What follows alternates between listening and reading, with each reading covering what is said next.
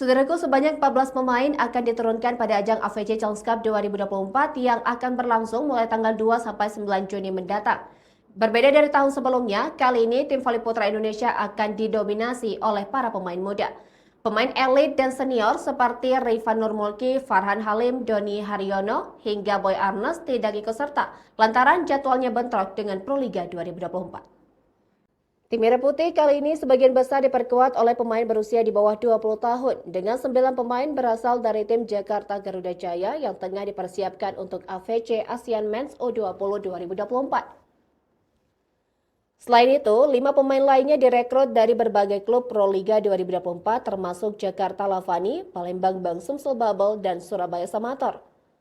Pemanggilan pemain muda ini bertujuan untuk proses regenerasi tim dan memberikan jam terbang sebelum mereka tampil di AFC ASEAN Men's U20 2024 yang akan digelar di Surabaya. Imam, salah satu pengurus tim, menyatakan bahwa pihaknya menghadapi dilema dalam memberangkatkan tim saat sebagian pemain utama berkompetisi di Proliga 2024. Hal ini juga disetujui oleh manajer tim voli putra Indonesia Laudri Mas Paitela.